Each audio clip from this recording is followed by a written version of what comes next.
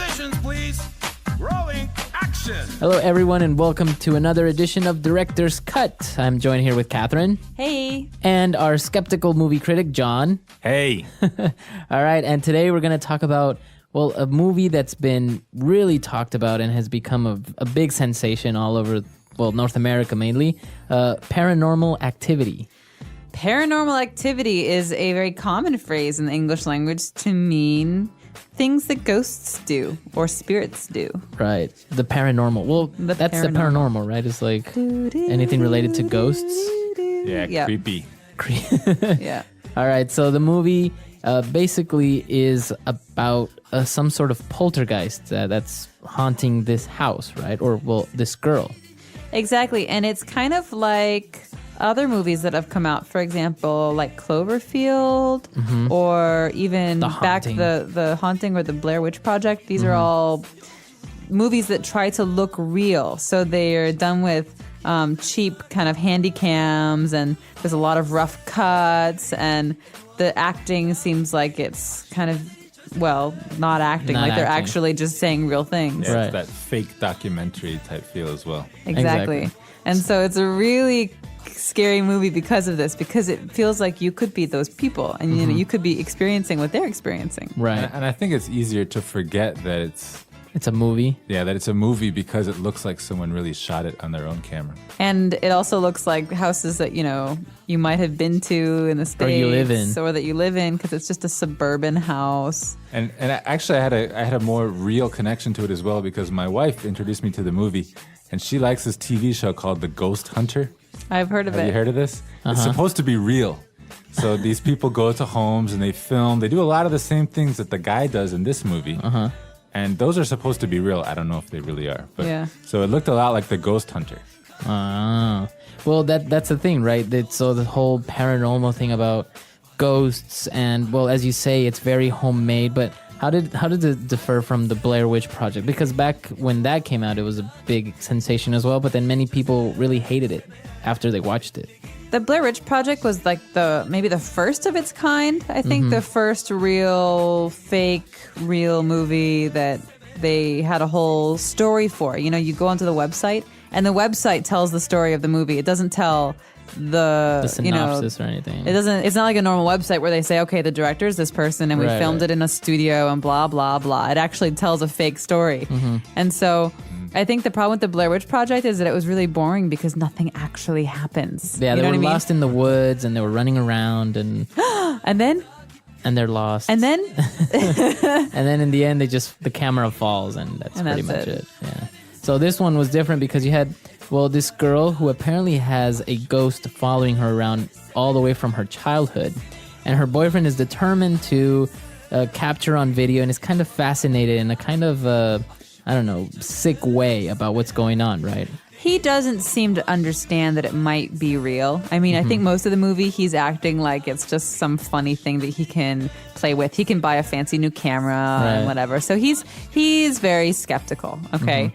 And that's part of the humor because they're a couple, so they're fighting the whole time. Right, she's very stressed and she's crying over what's going on, and he's just like, we'll film it and we see what's happening. And Whatever. Like, yeah. So all in all, the movie is, it was interesting because it actually came out 2 years ago, right? This movie is not new, but it's a very low budget independent film. And it was interesting the way that they did this because the website would say demand it in your city. So people would vote, and it was kind of like user based. So people would vote and demand the movie to be played in their local cinema. And then that's how it became like this huge hit. That's amazing. Well, it did really well. I think they made tons of money, especially considering that they only spent like $10,000 making it. Yeah. It's really cool. It's like democratization of the movie making process, right? Which is notoriously not very friendly towards outsiders. Yeah, it was really interesting, the way that this worked. And well, yeah, as you said, it made a lot of money. I think it's around $90 million, and it cost $15,000 to film. That's incredible. So that's great. So we have a clip set up. What are we going to listen to? Well, the couple, the boyfriend and girlfriend, they're concerned about the noises that they keep hearing, okay? And they're having a hard time sleeping. And because they have a little bit of proof now on the video camera that there might be something strange happening, they decide it's time to call in an expert. And so the girl calls in someone who's kind of like a ghost hunter, what John's talking about, his wife's on. It's kind of TV. like a psychic. Well, not a psychic. What do you call those? I think she did call him a psychic. A psychic? Yeah, he's like a psychic. So he's able to see spirits or to read Or you kind of can energy. Feel them. Right. And so this is his first visit, and he's talking to them about what's going on, and she's telling the story of her haunting, because it's not just happened here, it's happened before too. All right. So let's listen. And the boyfriend isn't being terribly respectful. Not at Yeah, all. he's very skeptical. All right, so let's listen. So then, from the time you were 8 years old until now, have you experienced this periodically over the ensuing years? Yes, from 13 on, it's happened. It's happened periodically. Over the past few weeks, things have started happening again. These lights have been flickering. These ones that are in the ceiling. We've had water from the faucets turn on and off unexplainably. Okay. You know, or will come down, not turn on and off, but will come down and it'll be on. You know, the sink will be on, running full blast, and neither one of Okay. us. We've heard banging on the walls, scratching sounds, like, you know, like dragging down the wall kind of scratches. So it's a long scratch as opposed to a little. Right. Okay. Most of the activity's in here, isn't it? Yes, the vast majority of it. I've heard whispering. Sometimes I can't understand it. Sometimes it's saying my name. Oh, so it specifically calls to your name. It has before.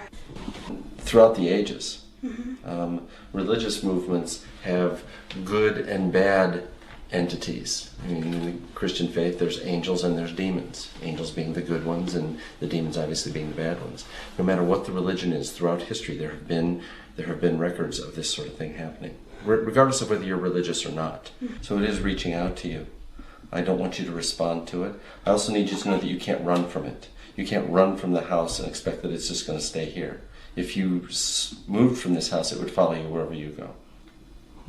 So what we need to do is to deal with it here. My area of expertise is dealing with ghosts. That's what I built my career around, helping people get in touch with people who have died, communicating with ghosts, the spirits of dead human beings. A demon is something different. That's an entity that relates to something that is non-human. Okay. A lot of debate and a lot of discussion about what that could be, but it's not a person. Okay? Dealing with demons is not my area. I'm very uncomfortable with it, and I'll tell you quite frankly, I sense that there's something going on in this house. I've heard what you've said, but there are feelings that were very strong when we were upstairs in the master bedroom. This entity, whatever it is, does not like the fact that I'm here. So you cannot run from this. It will follow you. It may lay dormant for years. Something may trigger it to become more active, and it will, over time, reach out to communicate with you. But what about, all right, check this out. What if we just get the switchboard, right, and we find out what it wants, and then we just give it what it wants, and then it's gone? Because what it probably wants is Katie.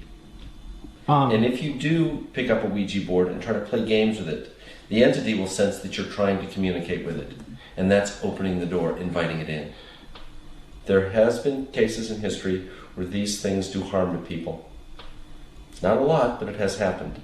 And in some cases, albeit rare cases, people have died. I don't tell you this to scare you I tell you this to give you frank information. You need to know this. Do you understand me? Yeah, I'm with you. I hope so. All right, so interesting, this whole demon thing. Now, John, do you believe in psychics and demons or in ghosts and what he talked about and all these things? Not really, but I'm agnostic. So. Really? I believe it's possible, but Well, there was an interesting question that was planted. It's like, well, you know, our bodies are made up of energy, right? And we're made up of atoms and electrons and basically just pure energy, right? That holds our bones together, skin and everything. So when we die, and apart from decomposing, what happens to all this energy that's contained in our bodies, right? Can it actually be that, you know, some sort of weird energy comes out and starts manipulating things around the world, or is it just like too far-fetched? Personally, I think it's a little bit far-fetched because once our bodies die, we go into the ground and the energy, well, Becomes food the and organic soil. parts decompose and they become energy for, soil and plants, and they grow, and it's a whole cycle. I don't really believe in the whole spiritualism thing. So, Do you believe like in all these ghost stories or pictures of like ghosts in the background or videos or, sounds of doors closing? I don't stuff really like that? believe in this stuff, but I do think that science does not have the full picture yet. So I think there are some things that we can't quite explain. We probably will eventually be able to explain them, but the explanation is not necessarily ghosts. right. Like we give them personalities and names and characteristics, and we say, oh, this is the ghost of my great grandfather who's angry and he's, coming back to haunt us. Yeah. It's a little bit hokey. Well, like for example, it's very popular in England. A lot of these old castles to create tours around them because people say that they hear things in the dungeons because so many people died, or that they're spirits, or that at night, they see things, and even workers or guards there say, yeah, I've seen these things. So it's I guess it's kind of like UFOs, right? A lot of people say or claim they've seen them, but did you really see a UFO, or was it just like a hot air balloon? I don't know. I think it's much more likely that there's life on other planets than there's like ghosts. spirits and ghosts here. Well, I did have one very interesting ghost experience, and it was kind of freaky, and it happened to my family and I. We were sitting at the dining table, and all of a sudden, a glass of water just started to move across the table by itself. That's crazy. So it was pretty creepy, I must say. And we were all just, pretty amazed at what we were seeing, and there was no logical explanation behind it. It's not like the table was slanted or it Was there an wet. earthquake? No, there was nothing. It was weird because not only did it move across the table, but it started to rotate.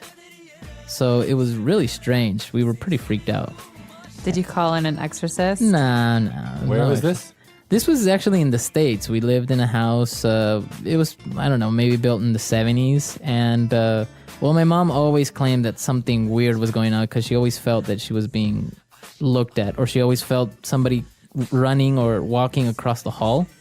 But we never really experienced anything, or personally, no one did. And then this happened, and, it wasn't a big deal. It wasn't like, oh, we got to get this house exorcised or whatever you call That's it. crazy. Yeah, so there's a story for you, and it actually happened to all of us, so it's kind of weird. We can't really explain it. So maybe it was an earthquake, maybe it was wind, or maybe it was the chill factor on the glass. I don't know. How bizarre. All right, so all in all, this movie, apart from being, there's not much blood and gore, would you recommend it? Definitely. I thought it was legitimately a very scary movie. Yeah, very scary. Bone Very chilling. scary. Bone chilling. What about you, John? Yeah, I liked it. I thought it was really interesting too. Like we've had Blair Witch Project, we've had some other similar movies, and it kind of does something a little bit different and new. It's cool. All right, and I know that you didn't really get scared, but your wife couldn't sleep for like 2 or 3 days. Yeah. All right, well, But it was scarier than I expected, actually. yeah. Me too. Yeah, I definitely covered my head with the blanket and refused to watch the parts where they have the night scenes where they're in bed. Oh, that's good. So to actually really get the emotions out of it, you should watch it at night with the lights off and the volume up really high, right? And crack open a window outside because it'll make the doors in your house creak and slam. Wow. All right. So that will really give you the atmosphere for a scary movie. All right. So if you have any other questions or doubts or any comments about this movie, if you've already watched it, you can come to our website, englishpod.com. And thank you, John and Catherine. Thanks. All right, See thanks. you. Bye. Bye.